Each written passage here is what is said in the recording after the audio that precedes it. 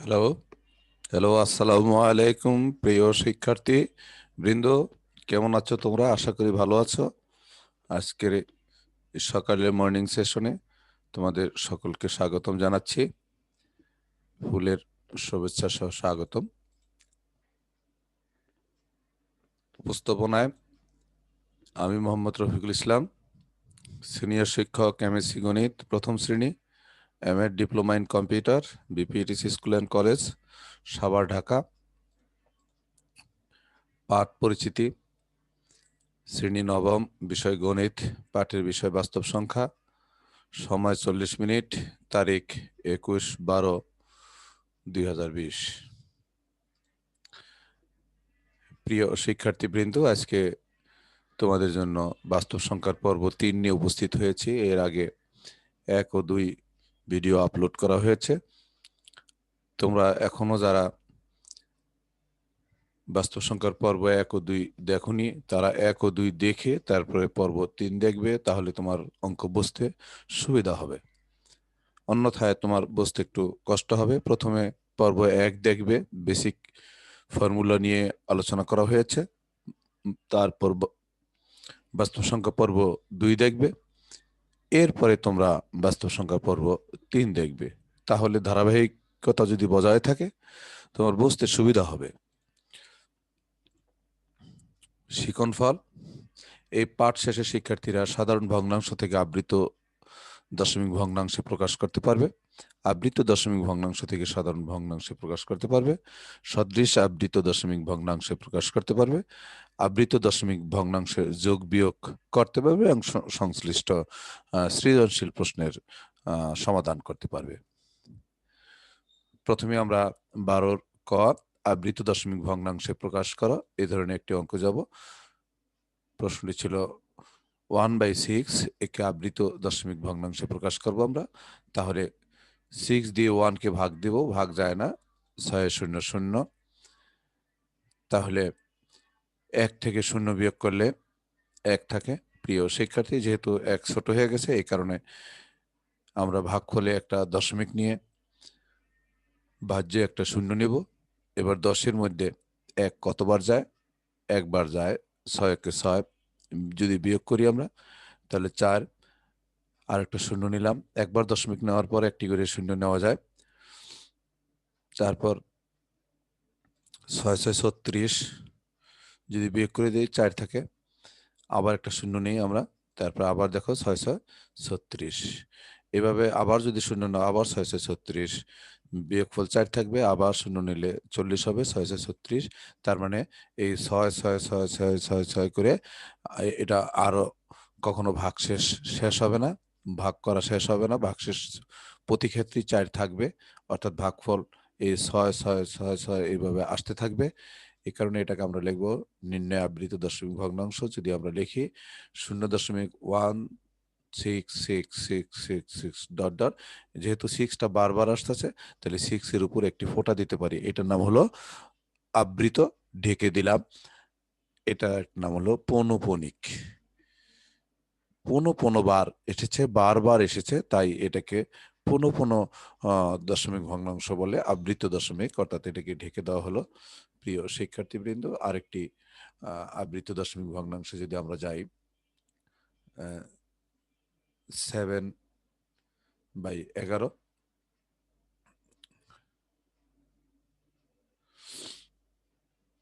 তাহলে দেখো, 11 দিয়ে যদি 7কে আমরা ভাগ দেই, তাহলে ভাগ তো যায় না, কিন্তু 0 বার যায়। 11 0 0, 7 থাকলো, একটা দশমিক ভাগ ফলে নিয়ে একটা 0 নিতে পারি 7-এর পাশে।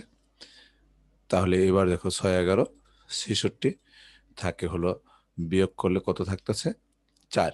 4-এর পাশে একটা 0 নিতে পারি আমরা। 0 নিয়ে কত হবে? 3 11 33। 7 থাকে। 7 থাকলে 7-এর পাশে আরেকটা বিয়োগফল 7, বিয়োগফল 7-এর সাথে আরেকটা 0 নিই আমরা। তাহলে আবার 6 11 66। 4 থাকে। 4-এর পাশে একটা 0 নিই আমরা, বিয়োগফল 4 থাকে। 4-এর পাশে 0 নিলাম, 0 নিয়ে আবার 3 11 33। এরপরে বিয়োগফল আবার 7। তার মানে 7-এর পাশে আবার শূন্য নিয়ে 6-11-66, তারপর আবার বিয়োগফল থাকবে 4, 4-এর পাশে শূন্য নিয়ে 3-11-33। তার মানে আমরা দেখতেছি কি 6-3-6-3-6-3-6-3 এভাবে 15 বার আসবে। তাহলে আমরা লিখতে পারি নির্ণয় আবৃত দশমিক ভগ্নাংশ 0.6363 ড্যাশ। তার মানে দুইটি অঙ্ক বারবার এসেছে 6 এবং 3। 6 এবং 3-এর উপরে দুইটি ফোঁটা যদি আমরা দিয়ে দিই তাহলে এটা আবৃত দশমিক ভগ্নাংশে প্রকাশ হয়ে গেল। এবং এটাই উত্তর। 13 নম্বর। 13 নম্বর হলো সাধারণ ভগ্নাংশে প্রকাশ করো। সাধারণ ভগ্নাংশে প্রকাশ করার জন্য 3টি অঙ্ক এখানে দেওয়া হয়েছে। প্রথমটা আমরা ধরি, দেখো পৌনঃপুনিক থাকলে পৌনঃপুনিক উঠানোর জন্য এখানে আছে 2, তাহলে 2 আর এই পৌনঃপুনিক উঠানোর জন্য হরে একটি 9 দিতে হয়। তাহলে আমরা লিখতে পারি 2/9। তদ্রূপ 3 পৌনঃপুনিক 5 পৌনঃপুনিক 0.3 পৌনঃপুনিক 5 পৌনঃপুনিক, তার মানে দুইটি অঙ্কের মধ্যে পৌনঃপুনিক দেওয়া আছে। দুইটি অঙ্ক পৌনঃপুনিক উঠাতে হলে দুইটি 9 হরে দিতে হবে। দ্যাট মিনস দাঁড়াচ্ছে 35/9, তার মানে 99। 35/99 এটাই উত্তর। এবং পরে আরেকটা থাকলো, দেখো 3.78 পৌনঃপুনিক।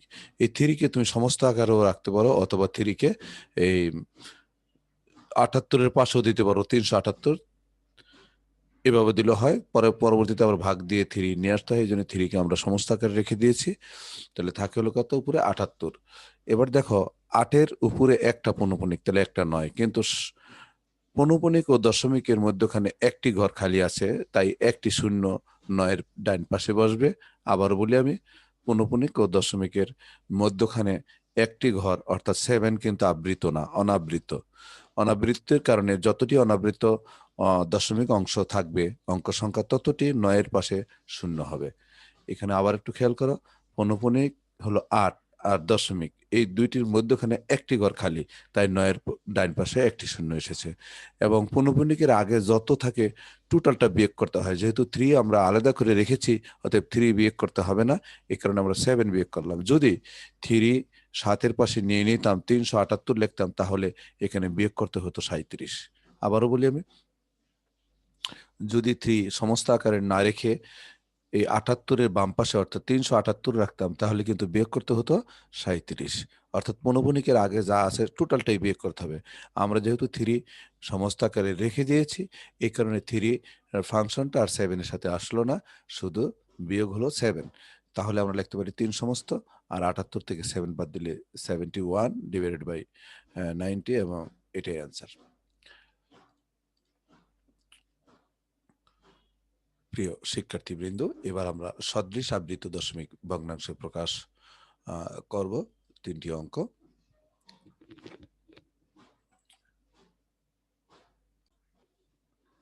প্রিয় শিক্ষার্থীবৃন্দ, সদৃশ আবৃত দশমিক ভগ্নাংশে প্রকাশ করতে হলে যে জিনিসটি জানতে হবে প্রথমে আমাদের, দেখো প্রথম সংখ্যাটিতে অনাবৃত অঙ্ক সংখ্যা 1টি, দ্বিতীয় সংখ্যাটিতে অনাবৃত অঙ্ক সংখ্যা নেই, অর্থাৎ আবৃতর আগে এবং দশমিকের পরে কতটা ঘর খালি আছে যেখানে আবৃত নাই, এটাকে বলে অনাবৃত। প্রথম সংখ্যাতে একটি দেখলাম, দ্বিতীয় সংখ্যাতে কোনো অনাবৃত অঙ্ক নেই, এবং তৃতীয় সংখ্যাটিতে 2টি অনাবৃত আছে। তাহলে তার মানে সর্বোচ্চ 2টি অনাবৃত আছে, তাই আমরা লিখেছি অনাবৃত অংশের অঙ্ক সংখ্যা হবে 2।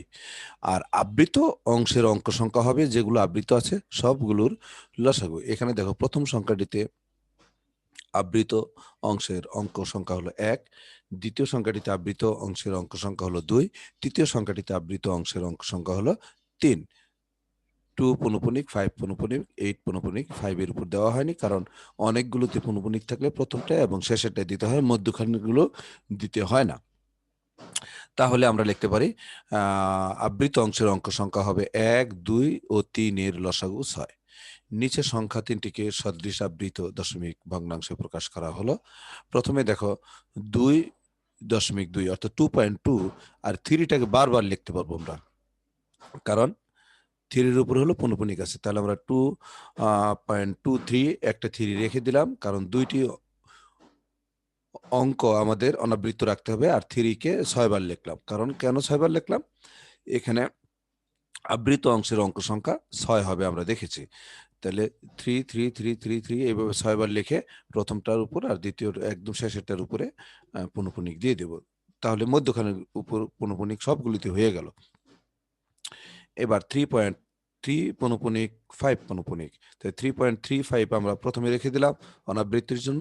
আবৃত্তির জন্য তাহলে 3 বার লিখতে হবে 3 5 3 5 3 5, প্রথমটা 3-এর উপর আর শেষেরটা 5-এর উপর আমরা পূর্ণপণিক দিয়ে দিলাম, তাহলে 6টার উপরেই পূর্ণপণিক হয়ে গেল।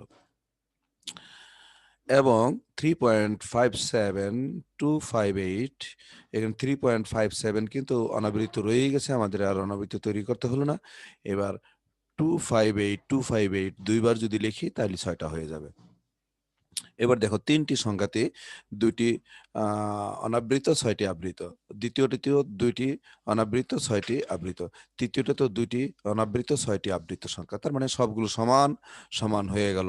এই কারণে এগুলোকে বলা হয় সদৃশ, একই রকমের হয়ে গেল। আবৃত অঙ্ক সংখ্যা প্রত্যেকটাতে একই রকম, অনাবৃত অঙ্ক সংখ্যা প্রত্যেকটা সংখ্যাতে একই রকম, এই কারণে এগুলোকে সদৃশ বলা হয়।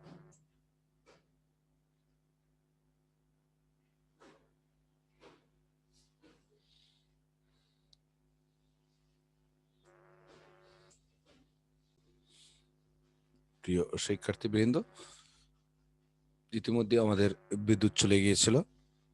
এখন আমরা 15 নম্বর অঙ্কে চলে যাব, যোগ করো। যোগ করতে হলেও কিন্তু যোগ বিয়োগ যেটাই করি সদৃশ করে নিতে হবে আগে, প্রিয় শিক্ষার্থীবৃন্দ, ওইটাই আমি রেখে দিয়েছি। আম, আগের অঙ্কটাই 14 নম্বরটাই তোমাদের বোঝার সুবিধার্থে। অনাবৃত অংশের অঙ্ক সংখ্যা হবে 2 এবং আবৃত অংশের অঙ্ক সংখ্যা হবে প্রথমটাতে 1 এবং দ্বিতীয়টাতে 2টি আছে দেখো, তৃতীয় সংখ্যাটাতে 3টি, এর লসাগু 6। প্রথমে 3টি আবৃত দশমিককে সদৃশ করা হয়েছে।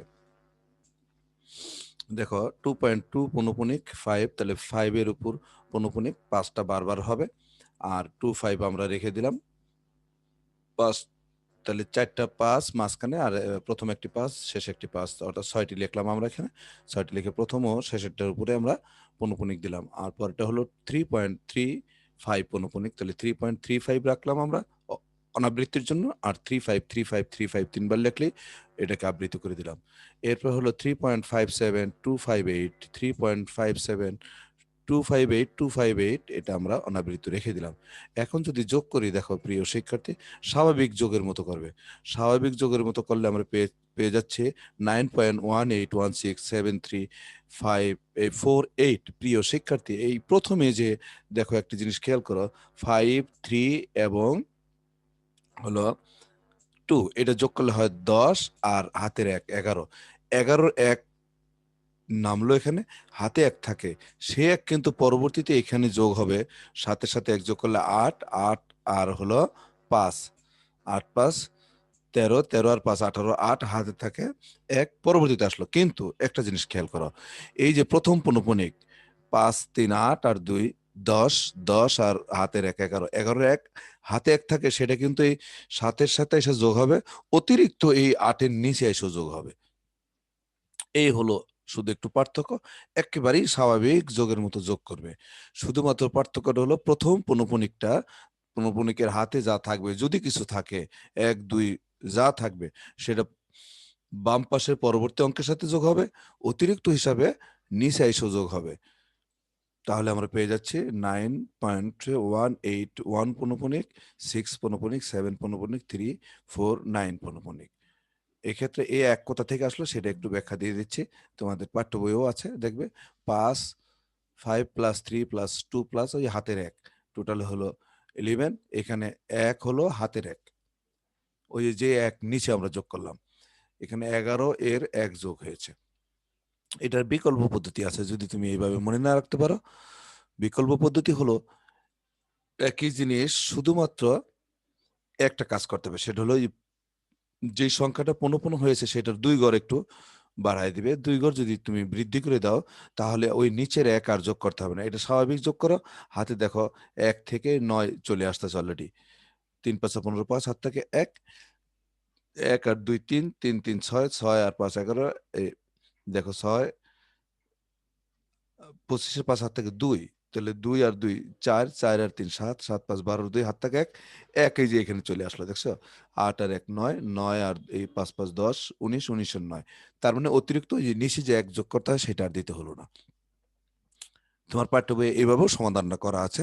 তুমি ইচ্ছা করলে যদি নিচের হাতের 1 রেখে বাম পাশে যোগ করতে হবে, নিচে গিয়েও যোগ করতে হয়, এটা ঝামেলা এড়াতে চাও, তাহলে তুমি এই যে দশমিকের এই পূর্ণবণিক শেষ পূর্ণবণিকের পরে আরো 2টি ঘর বা 3টি ঘর তুমি সুবিধা মতো, 3টেও লাগতে পারে 2টিও লাগতে পারে, এটা নিয়ে বৃদ্ধি করে দিবে। আমরা 16 নম্বর অঙ্কে যাচ্ছি। প্রিয় শিক্ষার্থীবৃন্দ, বিয়োগ করো। এখানে সদৃশ করে নিতে হবে। দেখো, এখানে অনাবৃত অংশের অঙ্ক সংখ্যা হবে 3.3 এখানে কোনো অনাবৃত নেই, কিন্তু দ্বিতীয় অঙ্কেতে কিন্তু অনাবৃত আছে 5 এবং 7। তাহলে সর্বোচ্চ অনাবৃত অংশের অঙ্ক সংখ্যা হবে 2। আবৃত অংশের অঙ্ক সংখ্যা হবে, প্রথমটা হলো 2টা আর দ্বিতীয়টাতে হলো দেখো 3টি, 2 5 8, এটা হলো আবৃত। তাহলে 2 এবং 3-এর লসাগু হয় 6। এখন দশমিক সংখ্যা দুটিকে সদৃশ করে বিয়োগ করা হয়েছে।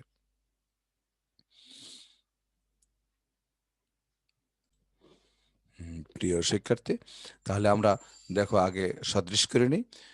3 5 কে বারবার লিখতে পারি, তাই 3 5 প্রথমে 2টা অনাবৃত্ত রেখে দিলাম, তারপর 3 5 3 5 3 5, তার মানে প্রথমটার উপরে আর শেষেরটার উপর পুনঃপুনিক করে দিলাম। আর পরেরটা হলো 2.57 2 5 8, এটার উপর পুনঃপুনিক, তাহলে 2.57 রেখে দিলাম। এরপরে 2 5 8 এটা আবৃত্তি করে দিলাম। এরপর যদি বিয়োগ করি, স্বাভাবিক বিয়োগের মতো করবে। স্বাভাবিক বিয়োগের মতন যদি করো, তুমি 15 থেকে 8 বাদ দিলে 7 থাকে, হাতে থাকে 1 6, 13 থেকে 6 বাদ দিলে তাহলে থাকবে 7, হাত থাকবে 1 3, 5 থেকে 3 বাদ দিলে 2, হাতে কিছু থাকবে না। 13 থেকে 8 বাদ দিলে 5 হবে, হাতে থাকবে 1 6, 15 থেকে 6 বাদ দিলে 9 থাকবে, হাতে থাকবে 1। দেখো এখানে 1 এই 2 এর সাথে এসে যোগ হলে কত হয়, 2 এবং এ হাতের 1 3 হলো, 3 থেকে 3 বাদ দিলে 0, তাহলে হাতে থাকবে কত, 0। এই 0 শেষে গিয়ে আবার বিয়োগ দিতে হবে, 0 বিয়োগ দিতে হবে, 0। তার মানে হাতের যদি 1 থাকতো 1 বিয়োগ দিতাম, হাতে যা থাকবে তাই বিয়োগের সময় বিয়োগ, যোগের সময় যোগ, একদম স্বাভাবিক বিয়োগের মতো, স্বাভাবিক যোগের মতো করতে হবে। অতিরিক্ত শুধুমাত্র প্রথম পূর্ণপণিক যেটা আছে সেটার হাতে যদি কিছু থাকে তাহলে এসে নিচে অতিরিক্ত যোগ বিয়োগ হয়ে যাবে, বিয়োগের সময় বিয়োগ, যোগের সময় যোগ। এটাকেও তুমি ইচ্ছা করলে এই যে নিচে আবার যে বিয়োগ করতে হবে এটাকে এড়ানোর জন্য বিকল্প পদ্ধতি তুমি গ্রহণ করতে পারো। 3 থেকে 3 বিয়োগ করতে হাতে থাকে 0, এটা দিয়ে দিলাম। আমার বিকল্প পদ্ধতি আগের মতনই সদৃশ করে নাও। সদৃশ করে নিয়ে অতিরিক্ত দেখো প্রিয় শিক্ষার্থী, তোমাদের জ্ঞাতার্থে উল্লেখ করে রাখছি, অতিরিক্ত এখানে 2 গণ নিয়ে আমরা, অতিরিক্ত 3 গণ নিয়েছি। 2 গণ নিলে কি হয়, 5 থেকে 5 বাদ দিলে 0, হাতে থাকে না। এই 3 থেকে 2 যদি বিয়োগ করি 1 থাকে, এই কারণে আমরা 3 ঘর নিয়েছি এখানে, নিজেদের সুবিধা মতো 3 ঘর নিয়েছি। এবার যদি বিয়োগ করি দেখো, 13 থেকে 8 বাদ দিলে 5 থাকবে, হাতে থাকবে 1 6। আর যদি আমরা এই তৃতীয় ঘরটা না নিতাম তাহলে কিন্তু 5 থেকে 5 বিয়োগ হইতে, এটা 6 হতো না। 15 থেকে 6 বাদ দিলে হাত থাকবে 1 3, এই 3 থেকে 3 বিয়োগ করলে যে 0 দেখো, এই কারণে আমরা 3 ঘর নিয়েছি এখানে। অস্বাভাবিক বিয়োগ যদি ওতে অবলিক দিয়ে তুমি আরো 2 ঘর 3 ঘর নিয়ে নাও, তাহলে স্বাভাবিক বিয়োগ করবে, হাতে যা থাকবে স্বাভাবিক বিয়োগের মতো, স্বাভাবিক যোগের মতো হয়ে যাবে। কিন্তু অতিরিক্ত যে নিচে এসে যোগ বিয়োগ করতে হয় সেটা আর দিতে হবে না। আশা করি আমার কথাটি বুঝতে পেরেছো। 17 নম্বর অঙ্কে আমরা 22 নম্বর অঙ্কে একটা সৃজনশীল প্রশ্নে চলে গেলাম। √3 √5 ও √4 তিনটি বাস্তব সংখ্যা, তোমাদের বইয়ে লেখা আছে √5 ও √5 ও 4 দুইটি বাস্তব সংখ্যা, আমি আরেকটি যোগ করে দিয়েছি কারণ এখানে সৃজনশীল প্রশ্নটা একটু অন্যরকম করে দিয়েছি আমি। প্রশ্ন হলো আম, কোনটি মূলদ কোনটি অমূলদ নির্দেশ করে, √5 এবং 4 এর মধ্যে দুইটি অমূলদ সংখ্যা নির্দেশ নির্ণয় করা এবং প্রমাণ করো যে √3 একটি অমূলদ সংখ্যা। প্রিয় শিক্ষার্থীবৃন্দ, এখন আমরা সমাধানে যাব। 22 নং প্রশ্নের কয়ের সমাধান। দেখো, যেহেতু 3 ও 5 সংখ্যা দুটি পূর্ণবর্গ সংখ্যা নয়, অর্থাৎ 4 হতো পূর্ণবর্গ সংখ্যা, 9 হতো পূর্ণবর্গ সংখ্যা, 1 হতো, কিন্তু 3 5 তো বর্গমূল করা যায় না, তাই পূর্ণবর্গ সংখ্যা নয়। সেহেতু √3 এবং √5 সংখ্যা দুটি সংখ্যা দুইটি হবে প্রিয় প্রিয় শিক্ষার্থীবৃন্দু, √3 এবং √5 সংখ্যা দুটি অমূলদ। আবার একটা জিনিস খেয়াল করো, √5, প্রিয় শিক্ষার্থীবৃন্দ আবার একটু খেয়াল করো, আবার 4 সমান সমান আমরা লিখতে পারি 4/1, 4/1, প্রিয় শিক্ষার্থী 4/1 যা মূলদ। কারণ কি, p/q আকারে লেখা যায়। আর যে কোনো পূর্ণ সংখ্যা এবং ভগ্নাংশ সংখ্যা সেগুলোকে আমরা মূলদ বলতে পারি, যেটা কি হয়ে যায়, বর্গমূল করা যায়। যেহেতু 4 কে বর্গমূল করলে 2 পাই, অতএব 4, এবং p/q আকারেও লেখা যায়, অতএব 4 একটি মূলদ সংখ্যা। তাহলে আমরা পেয়ে গেলাম 3, 5। যেহেতু পূর্ণ বর্গ সংখ্যা নয়, তাহলে √3, √5 দুটি অমূলদ সংখ্যা, আর 4 হলো একটি মূলদ সংখ্যা। এবার ক্ষয়ের সমাধান। এখানে √5 সমান সমান 2.236067। মনে করি একটি সংখ্যা a সমান সমান 2 পয়েন্ট, একটা জিনিস খেয়াল করবে, এই যে এখানে হয়েছে 2.23, এই 23 থেকে অবশ্যই বড় নিতে হবে। 23 থেকে আমরা একটা সংখ্যা নিয়েছি 4 একটা 0, 4 দুইটা 0, 4 তিনটা 0, তারপরে 4 চারটা 0, 4 পাঁচটা 0, এভাবে। আর দ্বিতীয় সংখ্যাটি করেছি, দেখো কি 2 পয়েন্ট, এটা যেহেতু 4 নিয়েছি, পরেরটা 5 নাও। তুমি ইচ্ছা করলে 3ও নিতে পারতে, 3 একটা 0, 2.3 একটা 0, 3 তিনটা দুইটা 0, 3 তিনটা 0। অর্থাৎ এই 2.23 থেকে বড় নিতে হবে, এই 2 থেকে। অর্থাৎ এটা যদি 3 নিতাম, 3 একটা 0, 3 দুইটা 0, 3 তিনটা 0, তবুও হতো। আর পরেরটা নিতাম 2.4 একটা 0, 4 দুইটা 0, 4 তিনটা 0, এভাবে। অর্থাৎ এখান থেকে বড় হতে হবে। তাহলে স্পষ্টত খেয়াল করো, এখান থেকে বড় হতে হবে কেন, √5 থেকে বড় হতে হবে, আর 4 থেকে তো ছোট, যেহেতু 2 পয়েন্ট। এই দুইটার মধ্যখানে √5 এবং 4 এর মধ্যখানে দুইটি অমূলদ সংখ্যা, এবং দুইটি অমূলদ সংখ্যা আমরা ধরে নিলাম। তো এই ধরে নেওয়াটা তোমাদের ইচ্ছা স্বাধীন। অবশ্যই প্রথম সংখ্যা থেকে বড় হতে হবে, দ্বিতীয় সংখ্যা থেকে ছোট হতে হবে। এখানে স্পষ্টত একটু খেয়াল করা, a ও b বাস্তব সংখ্যা, এবং উভয়ই √5 অপেক্ষা বড় এবং 4 অপেক্ষা ছোট। অর্থাৎ √5 less than a less than 4, এবং √5 less than b less than 4। √5 থেকে b ছোট, বি বড় কিন্তু 4 থেকে ছোট। আবার দেখো, √5 থেকে এ বড় কিন্তু 4 থেকে ছোট। তার মানে দুইটির মধ্যখানে হলো এ বি। তাহলে আমরা লিখতে পারি কি, আবার এ বি কে সাধারণ ভগ্নাংশ বা দুইটি সংখ্যার অনুপাত আকারে প্রকাশ করা যায় না। দুইটি সংখ্যার অনুপাত হিসেবে প্রকাশ করা যায় না। তাহলে যদি প্রকাশ করা না যায়, তাহলে এই দুইটি সংখ্যাই হলো অমূলদ। আর যদি দুইটি সংখ্যাকে দুইটি সংখ্যার অনুপাত হিসেবে প্রকাশ করা যেত এ বি কে, তাহলে এই দুটিকে আমরা অমূলদ বলতে পারতাম না, মূলদ বলতে হতো। যেহেতু এখানে যায় না প্রকাশ করা, শুধু যদি এখানে 4 হতো, তাহলে 4 কে 4/1 লিখতে পারতাম, বা 2/5, 25/16, এই ধরনের সংখ্যাগুলো দুইটি সংখ্যায় অনুপাত নির্ণয় করা যায়, এবং দুইটি সংখ্যায় বর্গমূল দেখো। তাহলে যেহেতু এ বি আমরা দুইটি সংখ্যা কাল্পনিকভাবে ধরে নিয়েছি, তো এই ধরাটা তোমাদের উপর ডিপেন্ড করবে।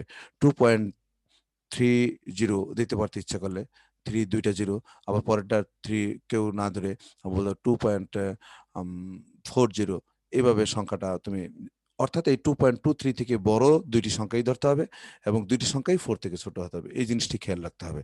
তাহলে কিন্তু আমরা পেয়ে গেলাম। আমরা সুতরাং লিখতে পারি কি, সুতরাং এ ও বি দুইটি নির্ণয় অমূলদ সংখ্যা, এবং এই দুটি উত্তর। 22 নং প্রশ্নের গয়ের সমাধানে আসলাম, প্রিয় শিক্ষার্থীবৃন্দ। আম, বলা হয়েছে কি, √3 একটি অমূলদ সংখ্যা, এটা প্রমাণ করো। 22-এর গ। আমরা জানি, দেখো √3 যেহেতু, তাহলে 3-এর উপর রুট দিতে হবে। তাহলে 3-এর আগের একটি পূর্ণবর্গ সংখ্যা নিতে হবে, 3-এর পরে একটি পূর্ণবর্গ সংখ্যা নিতে হবে। 3-এর আগে পূর্ণবর্গ সংখ্যা হলো 1, 3-এর আগের সংখ্যা হলো 2 এবং 1, কিন্তু 2 তো পূর্ণবর্গ নয়, 1 হলো পূর্ণবর্গ। আবার 3-এর পরের সংখ্যা তো সব, কিন্তু একদম কাছাকাছি হলো 4, 4 হলো পূর্ণবর্গ সংখ্যা। এরপরে 5, 6, 7, 8 পূর্ণবর্গ নয়, 9 আবার পূর্ণবর্গ। কিন্তু 4 হলো 3-এর সবচেয়ে কাছে, পরবর্তী 3-এর পরবর্তী সংখ্যা, খুব কাছের নিকটবর্তী সংখ্যা হলো 4, যাহা পূর্ণবর্গ সংখ্যা। এই জন্য এই দুইটা নিয়েছি। এখন এই তিনটাকে যদি আমরা বর্গমূল করে দেই, তাহলে √1 লেস দেন √3 লেস দেন √4, তাহলে আমরা পেয়ে যাচ্ছি 1 লেস দেন √3 লেস দেন 2। একটা জিনিস খেয়াল করো প্রিয় শিক্ষার্থী বৃন্দ, 1 থেকে বড় √3 2 থেকে ছোট, কিন্তু পূর্ণ সংখ্যা হলো 1 এবং 2। 1 ও 2 থেকে কি মধ্যখানে কোনো পূর্ণ সংখ্যা থাকতে পারে না, কারণ 1 এর পরেই 2 আর 2 এর আগে 1, তাহলে মধ্যখানে কোনো পূর্ণ সংখ্যা থাকতে পারে না। যেহেতু পূর্ণ সংখ্যা একটা, এখানে একটা সংখ্যা আমরা দেখতে পাচ্ছি √3, তাহলে স্পষ্টত আমরা বলতে পারি √3 পূর্ণ সংখ্যা নয়। তাহলে আমরা একটু লিখে দিব, √3 এর মান 1 অপেক্ষা বড় এবং 2 অপেক্ষা ছোট। অতএব √3 পূর্ণ সংখ্যা নয়। তাহলে √3 একটি মূলদ বা অমূলদ সংখ্যা হতে পারে, পূর্ণ সংখ্যা না হলে মূলদ বা অমূলদ। কিন্তু যদি এখানে মূলদ সংখ্যা হয়, তাহলে আমরা ধরে নেই যে √3 হলো p/q, কারণ সকল সংখ্যাই মূলদ সংখ্যাকে p/q আকারে লেখা যায়। আমরা ধরে নিলাম যে চেষ্টা করতেছি √3 মূলদ তৈরি করার জন্য। যদি শেষ পর্যন্ত না পারি, তাহলে আমরা সিদ্ধান্ত চেঞ্জ করব যে না, √3 মূলদ হতে পারে না, √3 অমূলদ। তো প্রথমে আমরা একটু চেষ্টা করি। √3 সমান p/q আকারের সংখ্যা আমরা ধরে নিলাম, মূলদ ধরে নিয়েছি। এই কারণে p/q আকারে হবে, যেখানে p ও q উভয়ই স্বাভাবিক সংখ্যা এবং পরস্পর সহমৌলিক। আমরা বলেছিলাম কি, সহমৌলিকের সংজ্ঞা প্রথম পর্বে দেওয়া হয়েছে। দুইটি সংখ্যার মধ্যে যাদের গসাগু 1 হবে বা সাধারণ গুণনীয়ক 1 হবে, 1 ছাড়া অন্য কোনো সাধারণ গুণনীয়ক থাকবে না, ওই সংখ্যা দুটিকে সহমৌলিক বলা হয়। এবং q ইজ গ্রেটার দেন 1, অবশ্যই q 1 থেকে বড় হতে হবে। এখানে দেখো, যদি আমরা বর্গ করি তাহলে √3 বর্গ করলে হয়ে যাচ্ছে 3, আর এখানে p² হয়। উভয় পক্ষে বর্গ করলাম। এখন উভয় পক্ষকে যদি q দ্বারা গুণ করি, তাহলে 3q, আর এই নিচ থেকে একটা q বাদ যাবে। গুণন q, আর নিচে q² ছিল, q² মানে দুটি q। এই গুণন q যখন দেবো, q দিয়ে গুণ করলে একটা q কাটা যাবে আর একটা q থাকবে। তাহলে আমরা পেয়ে যাচ্ছি 3q = p²/q।